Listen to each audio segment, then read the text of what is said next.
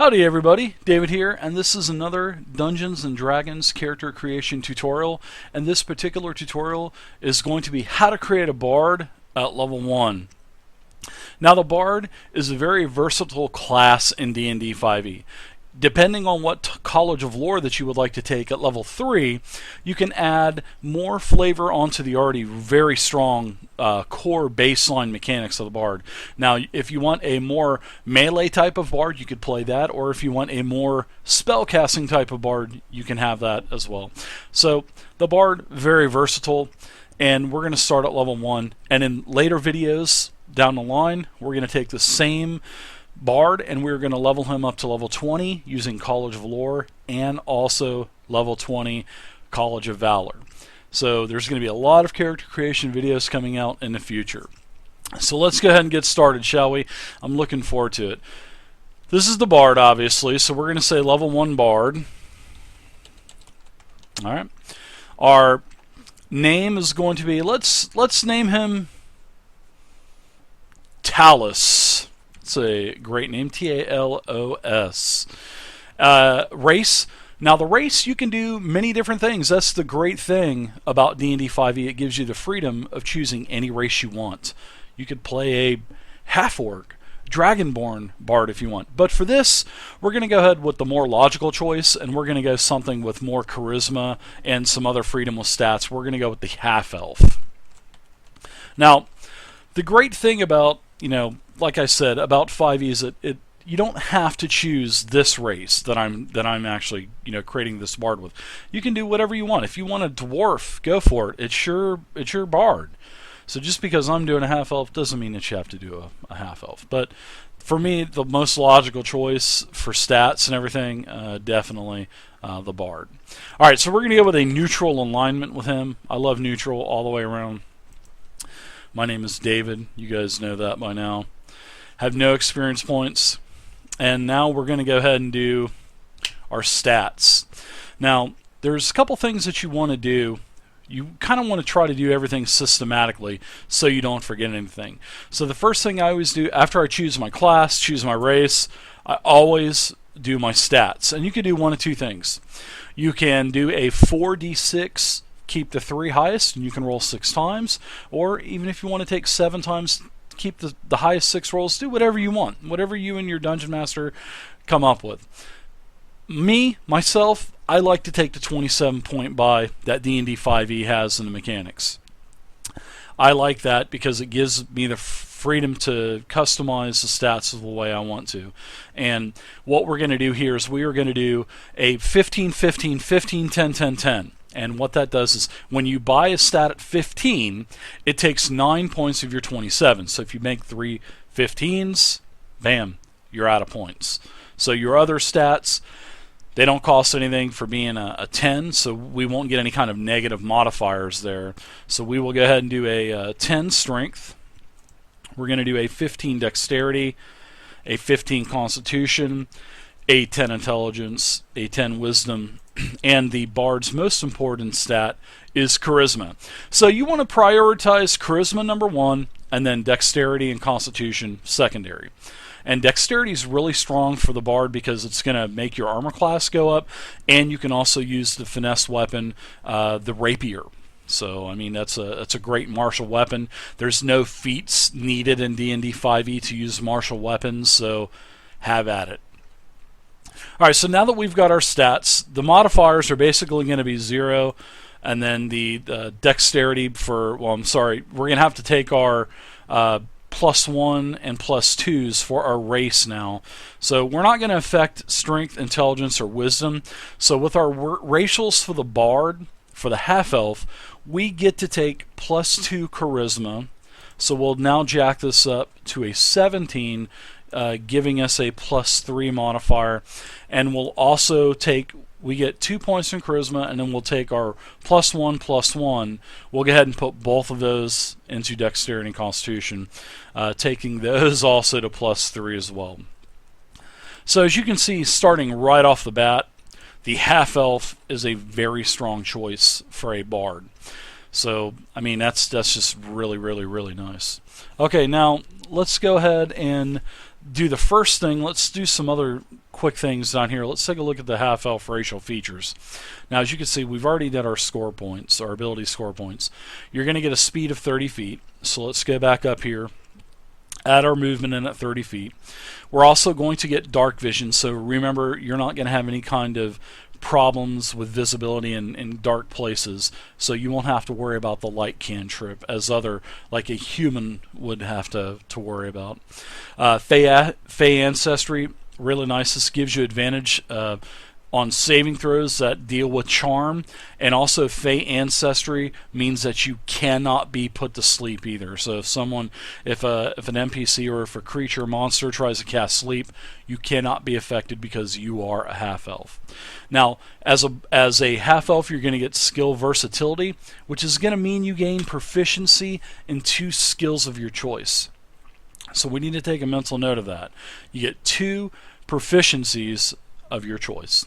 And last but not least, you get Common, Elvish, and 1 additional language of your choice. And I went ahead and wrote down Common, Elvish, and we'll just say Orc. Okay, so now let's go ahead, and the next thing that I always like to do is I like to choose my background, because the background gives you more flavor for your character. And for this, we are going to go with the Entertainer. And there are a multitude of different backgrounds that you could choose, from charlatan to soldier to guild artisan. There's lots, but for the bard, we're going to go with Entertainer. And whenever you do choose Entertainer, there are different types of entertainers, and we will go ahead and roll a d10, and we'll find out what type of entertainer we are. So to do that, I've hooked up the dice cam, and we'll turn this on really quick. Hey, there's the dice cam. Very cool, huh? So we want to find out what type of entertainer routine that we're proficient in. So we're going to roll a 10-sided. And the 10-sided, I rolled a 3. Good place for the map. It goes right off. So, our entertainer routine, we are a fire eater proficient. So thank you, dice cam, for helping out with that. And we'll probably see you later on. Talking to the dice cam. This guy is crazy, huh? Alright. So, there you go. We are a fire eater. So for entertainer, we're going with fire eater.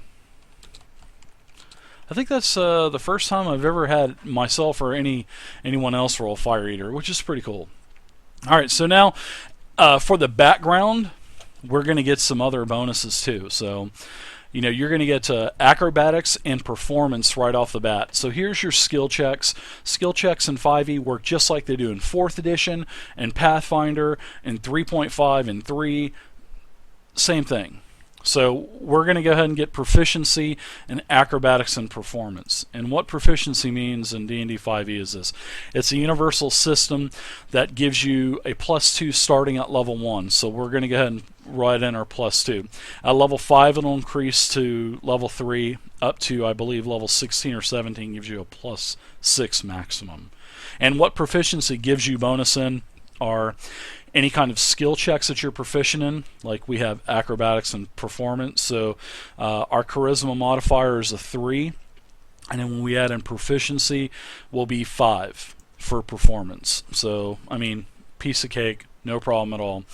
Acrobatics, the same thing, will be +5. Now, depending on what else we take proficiency in, we're going to get a total of 5 more, 2 more for our racial, and we're going to get to choose 3 of our choices of bard. So the bard right off the bat is going to start with the background, 7 proficient skills.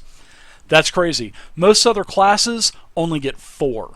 So, depending on what race you take, really. I mean, if you choose half-elf, you're automatically going to get 2 bonus anyway. So, that's what really makes the half-elf a strong race in 5e. Not only with that, but, I mean, they get 2 in the charisma, and then 2 in any other stat. 2 ones in any other stat. That's crazy. Alright, so, now, proficiency also takes into consideration your saving throw proficiencies. And the bard, they're going to be proficient for, I believe it's charisma and dexterity saving throws. So anytime you do a dexterity saving throw or charisma saving throw, you will add in your proficiency bonus. So we will go ahead and do those as well right now. So you're going to have a +5 on those saving throws and that saving throw.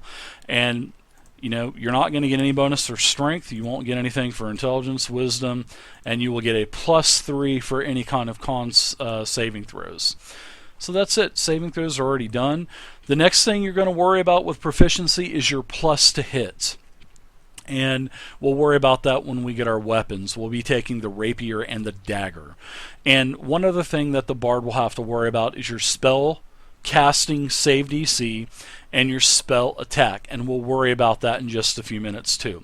So to get along with the proficiencies, we've already chosen with our background the entertainer. We are a fire eater nonetheless. We are also going to get proficiency in the disguise kit. I mean, that would pretty much go hand in hand with an entertainer, wouldn't it? And one other type of musical instrument. So let's say that we are proficient in the lute. All right. So that's where we're going to put all of our skill proficiencies. Now, equipment. Equipment works like this in D&D 5e. You can either roll for your money and buy everything, or you can take what the background and your class gives you. So I would prefer taking what the class gives you and the background gives you, because you're also going to get a little bit of coin. But if you do decide to roll, you can roll, I believe the bard is a 5d4 times 10. So you could roll a 5d4, multiply it by 10, and then you have to buy everything. You won't get anything for free. But we're going to go the free route here. So for equipment, we're going to get a musical instrument of my choice. So we will go ahead and take the lute, seeing that we're proficient in it. We'll go ahead and we'll take the lute. And we'll take we're going to get a letter. We're going to have an old letter from a lover. That could be interesting for some kind of background story, or maybe your DM having fun with you. You're going to get a costume. Hey, you're an entertainer. You're going to have your costume. And you're going to have a belt pouch. And you will start with 15 gold. So you're not going to get the full 5d4 times 10, but when you do go the free route, you do get a little bit of extra gold, a little bit of extra coin. So that's pretty much just about everything for the entertainer. Now you are also going to get 2 personality traits you need to roll. You're going to get ideals, bonds, and flaws. So we will go ahead and roll those also on the dice cam. We're just going to go ahead and do some randomness. Now the personality traits, we're going to get 2 of them. You roll a d8. So I'm not going to type these out on the character sheet. We're just going to go ahead and read them out, and we'll basically just write down the number. So the first one, we will get 1, and this is pretty much a story relevant to almost every situation. So that would make for good some good R play, some good role play. Our second personality trait that we're going to take is number 2. So whenever I come to a new place, I collect local rumors and spread gossip. There you go. True bard, troubadour fashion. All right, so now we're going to get 1 ideal. Ideal is a d6. And the backgrounds are, this is page 131 of the player's handbook. And this is the ideals. I rolled a 6. So it will be honesty. And what this particular ideal is, art should reflect the soul. It should come from within and reveal who we really are. So that's why he plays his lute. Bonds is also a d6, and let's see what we get. Another 2. Someone stole my precious instrument, and someday I will get it back. So there you go. You can put that in your background story, and your dungeon master can all of a sudden make this person appear in a game. That would actually be really fun. Now you also get a flaw, and the flaw is a d6. Come on, lucky 6. Wow, what's up with the 2s? I'm a sucker for a pretty face. Isn't every guy? I mean, seriously. All right, so there are our 2 personality traits, our ideals, our bond, and our flaw. Pretty cool. Take those, put those into your backstory, and you don't even have to roll.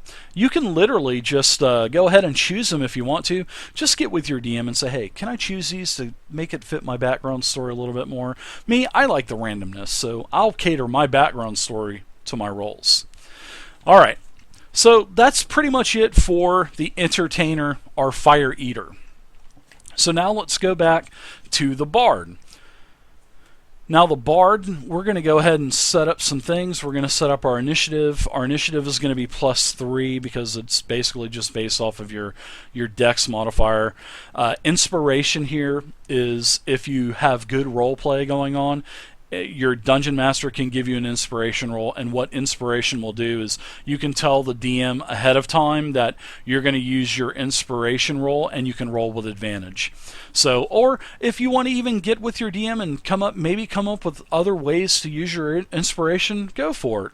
I mean, nothing's etched in stone in the book, so a lot of people think that, but it's not. Go ahead and do whatever you want with your inspiration roll. As long as your DM, is cool with it, go for it. Get creative with the inspiration. That's what D&D wants anyway. Okay, so let's go ahead. We're going to have your hit dice heals. The Bard, they start with a D8. So you're going to get, at level 1, you get 1 out of combat heal. You have to have a short rest, which is an hour, and it will be D8. And as you go up in levels, every level you will be able to cast this again. So if you're level 5, you will get to use your out of combat heals 5 times. They're called hit dice heals, basically. And, at level 5, you'll have 5. At level 10, you'll have 10. So the higher level you are, the more of these heals that you can do.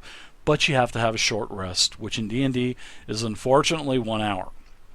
Or you can even house rule it to 5 minutes if you want. It's whatever you want to do. All right. Let's go ahead and do our hit points. Like I said, the Bard is going to start with a D8. At level 1, you start at maximum. So 8 plus your con, we're going to start with 11 maximum hit points. Okay? Now, also every level after that, you can do one of two things. If your DM allows you to take the set number, you can take the 5, or you can roll 1d8 and add your con. But don't forget to add your con modifier in there. All right. So we've got that about done. We'll worry about our armor class in just a few seconds with our gear. Actually, I think that's about what we're going to need to do now, except for let's go ahead and figure out our skills here. They're kind of sitting. So anything, we have 5 skills to choose now. So we want to be proficient in 5 more skills. Because we're going to get to choose 2 for our race, and we're going to get to choose 3 for being a Bard. Pardon me, my throat is getting dry. So we want to choose 5. Let's keep it with the theme of being an entertainer. And maybe he'll be like a... maybe he'll be a prowler at night after entertaining. So let's go with Deception. Let's go with Insight. Insight would be great for... you can't bullshit a bullshitter, an entertainer, right? Let's go ahead and go with Persuasion. Gotta have Persuasion.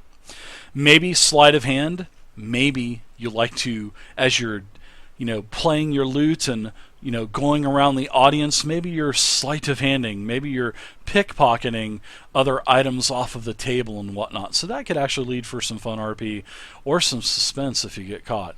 And then we'll do Stealth. So everything here is basically going to be a 0. That's Wisdom, Intelligence, or Strength. So we'll fill those in really quick. Now, everything that we're proficient in, remember, we're going to add +2. So Dex, we're +3, so we'll have a total of +5. We'll have a +5 Sleight of Hand, which is basically pickpocketing or putting items in someone's possession. Persuasion will be at +5. Wisdom, our Perception, we will have no bonus in that. No Nature bonus, no Wisdom bonus, no Investigation. It's just because of our modifiers. Now our Intimidation, Charisma will be 3. Our Insight will be 2 because we have a 0, so we're just adding 2 for the proficiency. Our History is going to have a 0. Deception is Charisma base, that will be 5. Strength is 0. Arcana is 0. Animal handling 0. So don't try to tame choppers outside before an act, because that could actually be the entertainment itself for the night. Passive Wisdom Perception, you're going to stay with a 10 because passive perception is 10 plus your base modifier. All right. So next, let's go ahead and worry about our... well, we're getting pretty close. We'll go ahead and put a Talus down here. And our age, we'll say that he's 25 years old. Got typical green elvish eyes. He's 5'6", 5'7", pale skin with maybe he's 145 pounds, and he has blonde hair. He's your typical elvish type of half elf. All right, so let's go ahead and worry about our spellcasting stuff now. So for a bard, you're going to get 2 cantrips. And we will go ahead and choose for our cantrips, we'll choose Vicious Mockery. And we'll also do Message, because we are trying to fit the theme. Now, cantrips you can cast every single round. They do not expend a spell slot. You will, at level 1, start with 2 spell slots total that you can cast. You will start with a pool of 4 spells total known at level 1 for your bard. So the bard is a jack of all trades. They get to take from every different primary casting class. Like they'll get wizard spells, druid spells, and cleric spells. So we're going to go ahead and say that our bard here, even though he is a entertainer, a fire eater, and he has sort of like a shady kind of side life, we're going to say that he is with a party of adventurers as well, and he is the only person that has the ability to cast magic. So we're going to take a little bit of both. We're going to take some cleric stuff, and we're going to take some wizard stuff. So there is a very nice spell list for the bard, and you'll be able to cast a plethora of spells from spell level 1 to spell level 1. Spell level 1 to spell level 9. So we will go ahead and take the 4 spells known that we are going to take. We will take Healing Word. We'll have some healing. We will go ahead and take Cure Wounds. We'll go ahead and take Sleep, and then we'll go ahead and we'll take Charm Person. So this will be a little bit of magic, a little bit of healing, and a little bit of support with Sleep. So out of those 4 spells, you will be able to cast 2 of those a day. So cantrips, they can always be cast every single level. So, all right, now we need to figure out our spellcasting class. Of course, is the bard. Our spellcasting ability is Charisma. Our spell save DC, the formula for your spell save DC starts at a base of 8, and then you add in your proficiency bonus and your primary spellcasting ability modifier, which in the bard's case is the Charisma ability score. So we're going to start at 8, plus 2 proficiency is 10, plus 3 for your ability modifier for Charisma. We're going to start with a 13 spell save DC. Spell attack bonus, you just take the 8 off, and the spellcasting attack bonus is your proficiency and your ability score modifier for your class. Bard, Charisma, 5. So the spell attack is basically when you're casting spells, you attack. All right, versus AC. Now your spell save DC is if you cast something that makes, we'll just say that you cast Fireball. That target is going to need to make a dexterity saving throw. That person would make the dexterity saving throw against your spell save DC. So that's how that works. So now we've basically got our spells already done.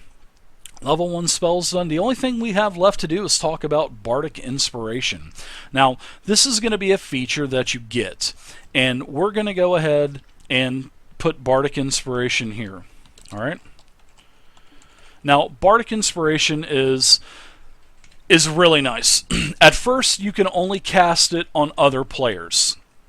And what Bartok Inspiration does is you will start your Bartok Inspiration is a D6 right now. However, it will go up in time. It will progressively get better to a D8, a D10, and then a D12.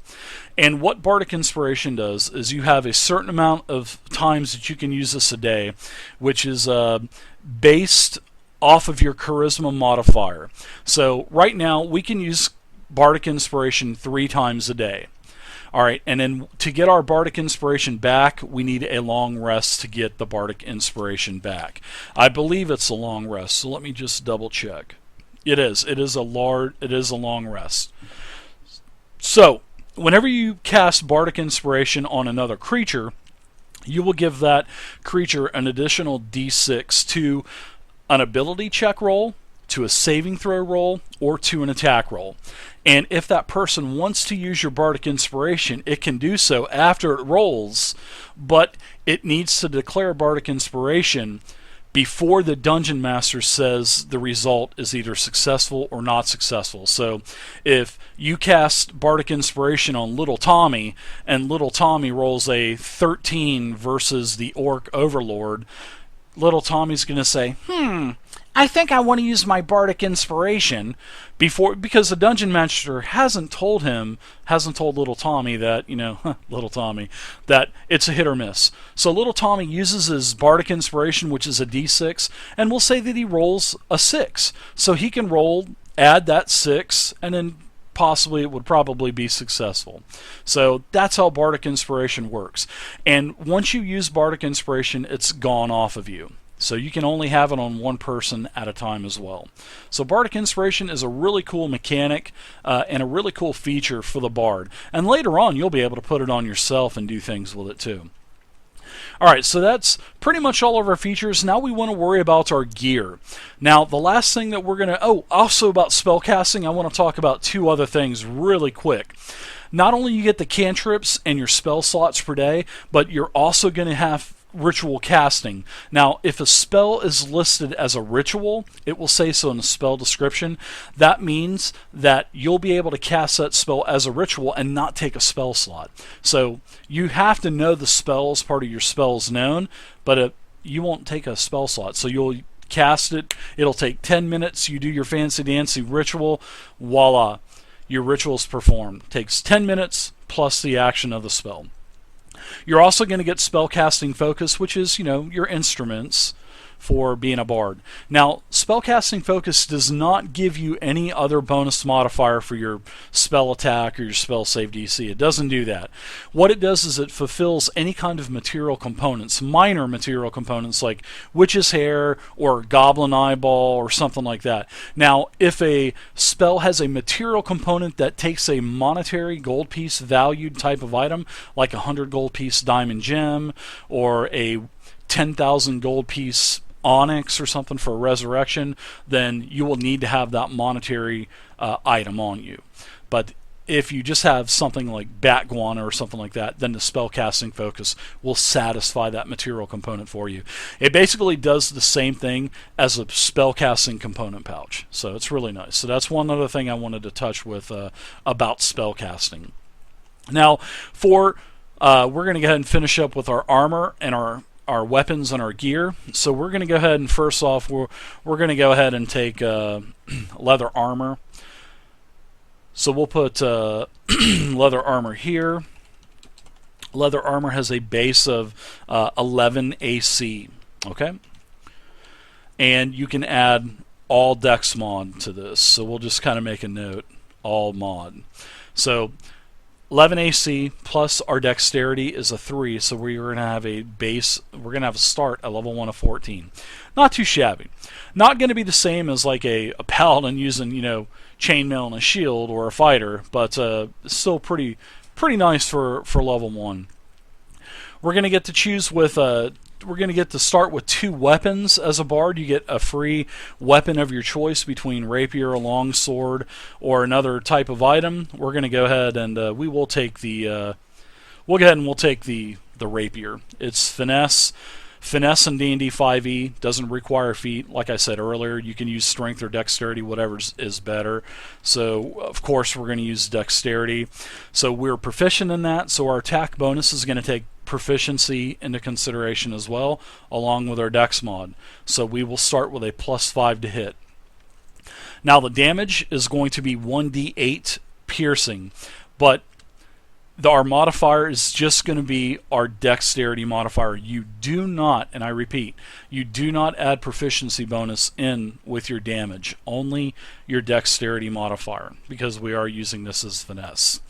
Dagger. We will also be taking a dagger. We will have the same bonus with that, with proficiency and dexterity, and the dagger is 1d4, and it'll be 3. Now, down here, we'll keep a couple notes that the rapier is 1d8 piercing, and it is also finesse. So it's just a couple notes down here. The dagger is also a finesse weapon. It is 1d4. It is piercing as well. So we will put piercing. And also, the dagger can be thrown, so it can be thrown, I believe, 20 feet or 60 feet. The first 20 feet, normal, no kind of penalties. But if you throw 21 feet or up to 60 feet, you're going to be rolling with disadvantage. So that's how that works. All right, so our weapons are done, and our armor class is done. So the only thing left that we have to do is choose between a diplomat's pack or an entertainer's pack. That's a no-brainer. As the bard, we're going to go with the entertainer's pack, and that's going to have other things in it, like rations and whatnot. Maybe some rope, maybe a bag or something. So that's everything with the bard at level 1, everyone. Took about 30 minutes, and we totally got completely done. Level 1. Got everything explained. Now you know what your proficiency bonus does. You know how to, get your personality traits, your ideals, bonds, flaws. You guys have everything. Now we have one last thing to do, and we are going to do a D100 for the equipment section. And in D&D 5e, they've added a really nice thing with trinkets. It is on page 160, 161, and we will roll a percentile die on our dice cam here to see what we get for a special trinket. Now, the special trinket can be all kinds of different things, and you can put this into your background story, how you got it, and your dungeon master can actually put this into the game. Maybe somebody wants to take it back, or however you got it. So our trinket is going to be a 31. So in the book, 31 is a silver badge in the shape of a 5-pointed star. So that's interesting.